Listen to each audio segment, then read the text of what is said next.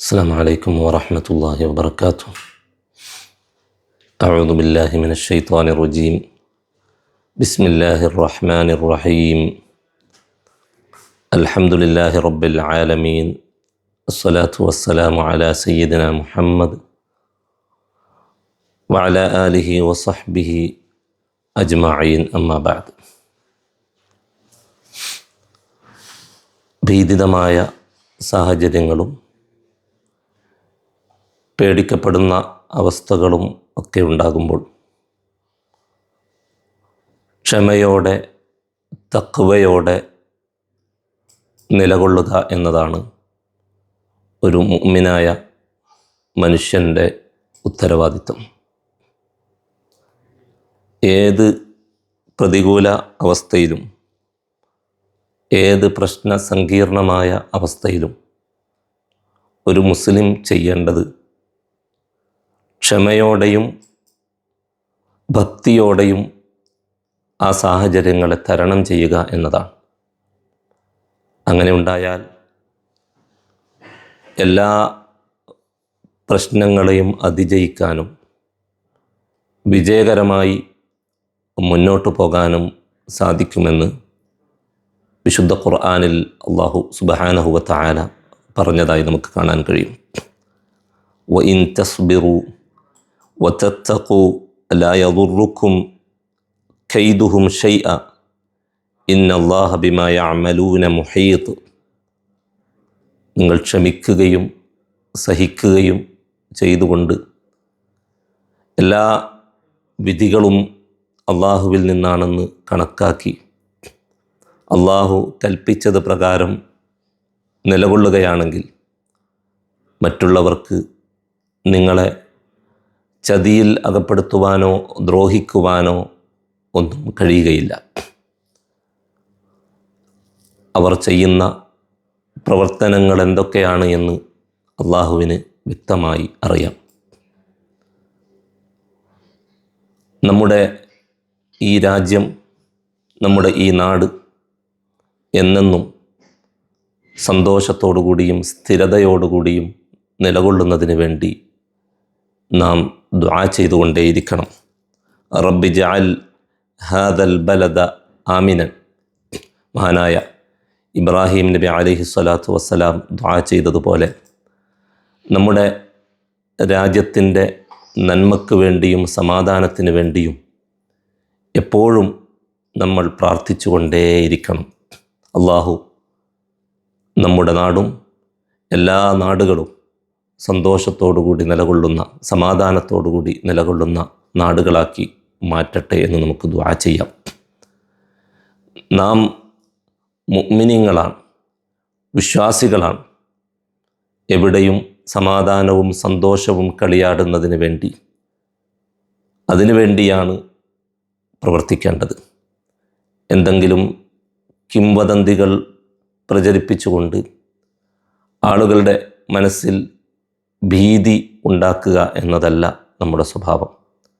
കരാറുകൾ പാലിച്ചുകൊണ്ടും പരസ്പരം സഹകരിച്ചുകൊണ്ടും നിലകൊള്ളുക എന്നതാണ് ഒരു മുഅ്മിനായ മനുഷ്യൻ്റെ സ്വഭാവം.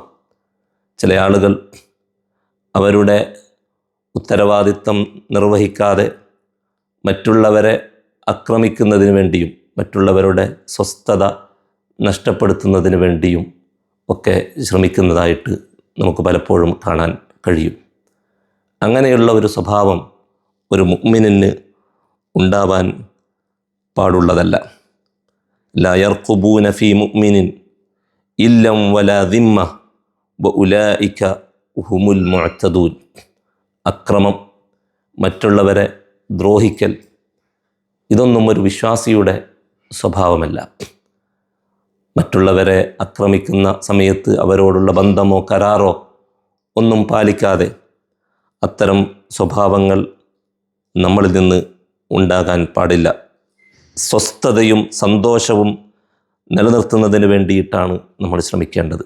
യൻഖുദൂന അഹ്ദല്ലാഹി മിൻ ബഅദി മീസാഖിഹി വയഖ്തഊന മാ അമറല്ലാഹു ബിഹി അൻ യൂസൽ വയുഫ്സിദൂന ഫിൽ അർദ് ഉലൈക ഹുമുൽ ഖാസിറൂൻ.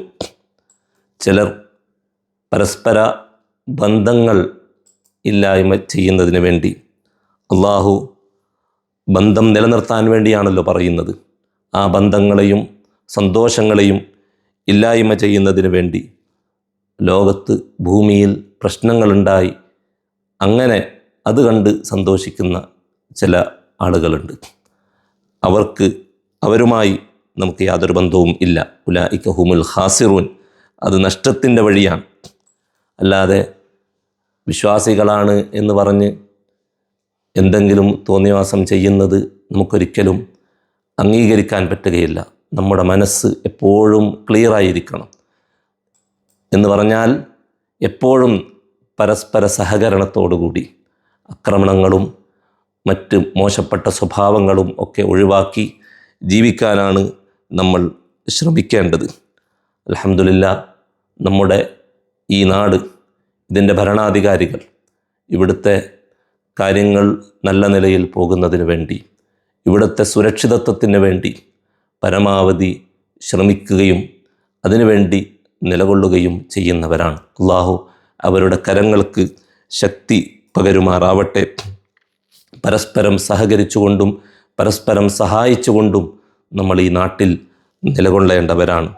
എവിടെയെങ്കിലും വിഷയങ്ങളും ബുദ്ധിമുട്ടുകളും ഉണ്ടാകുമ്പോൾ ആ സമയങ്ങളിൽ മോശപ്പെട്ട പ്രചരണങ്ങൾ നടത്തിയിട്ട് ആളുകളുടെ മനസ്സിൽ ഭീതി ജനിപ്പിക്കുന്ന രൂപത്തിലുള്ള കാര്യങ്ങളൊന്നും നമ്മുടെ മനസ്സിൽ ഉണ്ടാവാൻ പാടില്ല. ഈ വിശുദ്ധമായ റമദാൻ മാസം നന്മകൾ ചെയ്യാനും നല്ല കാര്യങ്ങൾക്ക് വേണ്ടിയും നമ്മൾ വിനിയോഗിക്കണം. അല്ലദീന ഖാല ലഹുമുന്നാസു ഇന്നന്നാസ ഖദ് ജമഉ ലക്കും ഫഖ്ശൗഹും ഫസാദഹും ഈമാന വഖാലു ഹസ്ബുനല്ലാഹു വനിഅമൽ വകീൽ فانقلبوا بنعمة من الله وفضل لم يمسسهم سوء واتبعوا رضوان الله والله ذو فضل عظيم.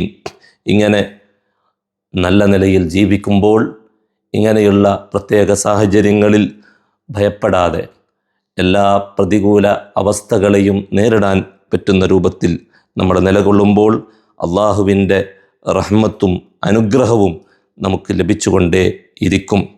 ഇവിടെയൊക്കെയും ആത്മസംയമനം പാലിച്ചുകൊണ്ട് നിലകൊള്ളാൻ നമ്മളൊക്കെയും റെഡിയാവണം, നമ്മളൊക്കെ തയ്യാറാവണം.